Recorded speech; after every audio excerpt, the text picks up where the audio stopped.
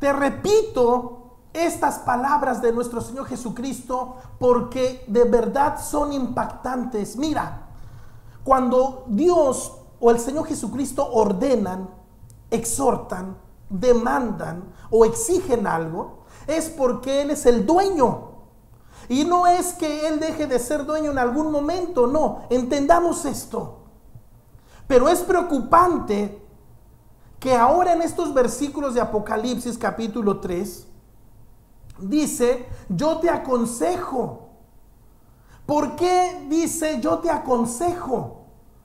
¿Por qué no dice yo te mando, yo te exijo, yo te ordeno? ¿Será acaso que el Señor ha dejado ser el Señor de tu vida? ¿Será que ya no estás bajo la cobertura del Señor Jesucristo? Porque Él exige, Él demanda, ordena en todo momento de nuestra vida.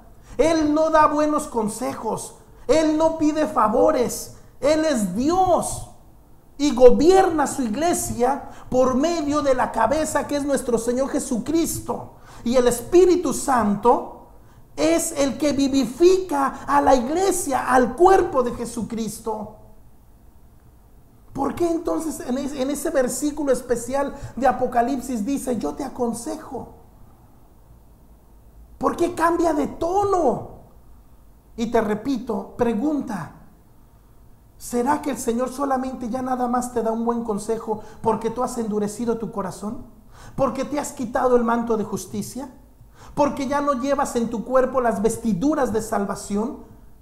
Pregunta a ti mismo, ¿por qué el Señor cambia de tono? Hay unas palabras muy parecidas y dice, por cuanto no eres ni frío ni caliente, te vomitaré de mi boca. Escucha, si el Señor vomitó a alguien de su boca, es porque estaba dentro, era parte del cuerpo, pero al vomitarlo dejó de ser parte del cuerpo. Y ahora, ¿con cuánta razón el Señor Jesús dice, he aquí yo estoy a la puerta y llamo? Y todos aquellos que llaman a la puerta es porque están fuera de una casa, fuera de una vida, fuera de un negocio y tienen que tocar. Así pues están estas palabras, yo te aconsejo que de mí compres. ¿Quién es el único que te puede poner de nuevo, el manto de justicia? Solamente Jesucristo. Esto no es asunto de hombres. Esto es entre Jesucristo y tú. Nadie te puede poner el manto de justicia, solamente Jesucristo. ¿Quién es aquel que te puede ceñir las vestiduras de salvación? Solamente Jesucristo. Esto no es obra de hombres. El manto de justicia. Por eso es que se tiene que hablar de estas cosas. Se tiene que predicar en contra del pecado, en contra de la carnalidad, de la esclavitud, del cautiverio y de las sombras de muerte.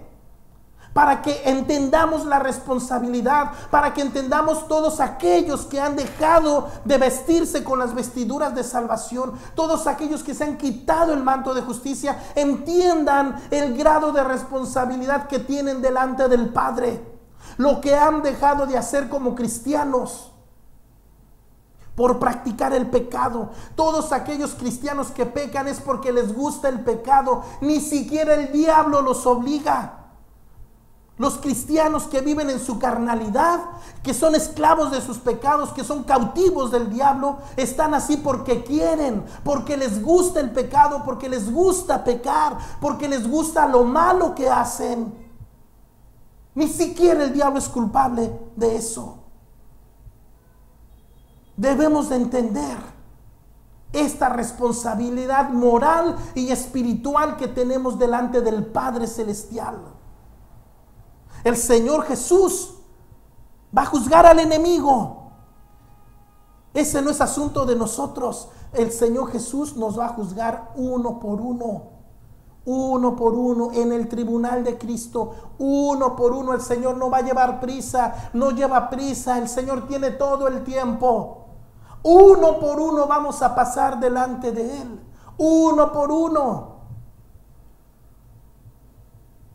Así que no podemos dejar de decir que la iglesia de Jesucristo tiene que dejar el pecado, la carnalidad. Tiene que salirse de la esclavitud y del cautiverio espiritual en el que vive. Es importante esto, el manto de justicia. Isaías capítulo 61 versículo 10 dice: me deleito mucho en el Señor, me regocijo en mi Dios, porque Él me vistió con ropas de salvación y me cubrió con el manto de justicia. Soy semejante a un novio que luce su diadema, que luce su corona. Soy semejante a una novia adornada con joyas. Bendito sea el nombre del Señor. Qué hermosas palabras. ¿Quién es el que nos viste con vestiduras de justicia? El Señor Jesucristo, por medio de su Santo Espíritu. ¿Quién es el que nos ciñó? El que nos ciñe el manto de justicia es nuestro Dios, por medio de nuestro Señor Jesucristo. Muchos cristianos se preguntan entonces, ¿por qué peco? ¿Por qué? ¿Por qué lo hago si no quiero? No, si realmente no quisieras hacerlo, no lo harías, pero lo haces porque te gusta. Hasta es dudosa tu salvación. El estado actual de tu salvación es dudoso. Tal vez tú pienses entonces, a lo mejor nunca fui cristiano. De verdad, esa es una relación entre el Padre y tú. Nadie puede contestar mejor esa pregunta, porque tú conoces tu relación con Dios, tú conoces tu intimidad con Dios. Tú sabes si te quitaste el manto de justicia, las vestiduras de salvación. ¿Cómo lo sabes? ¿O cómo puedes saberlo? Porque practicas el pecado. El apóstol Juan dice que los hijos de Dios no practican el pecado. Entonces, si tú practicas un pecado o dos pecados o tres pecados, tú estás arrugando tus vestiduras. Las vestiduras de tu salvación las estás manchando. Estás menospreciando el manto de justicia, y en el momento que menos te esperes vas a quedar desnudo delante del Padre, porque Dios no se va a quedar con los brazos cruzados.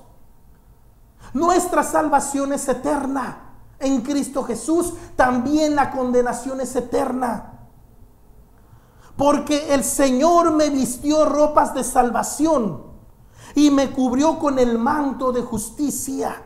Proverbios capítulo 14 versículo 18 dice: los ingenuos heredarán insensatez, pero los sabios se coronarán de conocimiento. Escucha, ¿qué diadema, qué corona estás portando tú sobre tu cabeza? ¿La corona de la ignorancia, la corona de la rebelión, de la soberbia? ¿O esa diadema de conocimiento que te da la palabra del Señor? ¿Qué estás anunciando en tu cabeza? Dice aquí: pero los sabios se coronarán de conocimiento. Esto es lo que tú estás recibiendo. Que seas coronado de honra y de gloria, del conocimiento de la palabra del Señor, para que te deshagas de las tinieblas. El manto tiene que ver con la muerte y resurrección de Jesucristo. Esto es muy hermoso, pero es muy peligroso para todos aquellos que menosprecian la muerte, la sangre de Jesucristo. Es un riesgo. El manto tiene que ver con la muerte y la resurrección de Cristo. Vea usted, amado hermano, el manto cubre, mientras que las vestiduras visten. Son dos cosas diferentes, están relacionadas, pero son dos cosas diferentes. El manto cubre y las vestiduras visten. Las vestiduras tienen que ver con tres aspectos de la salvación. Escuche, número uno, repito, las vestiduras tienen que ver con tres aspectos de la salvación. Número uno, la santidad y consagración. ¿Qué estás portando? ¿Qué estás luciendo? ¿Estás luciendo tu muslo? ¿Estás luciendo tu carnalidad? ¿O estás luciendo la santidad que el Señor Jesucristo puso en tu vida a través de las vestiduras de salvación? ¿Estás luciendo el manto de justicia? ¿Qué es lo que anuncias? Punto número 2. Las obras como hijo de Dios.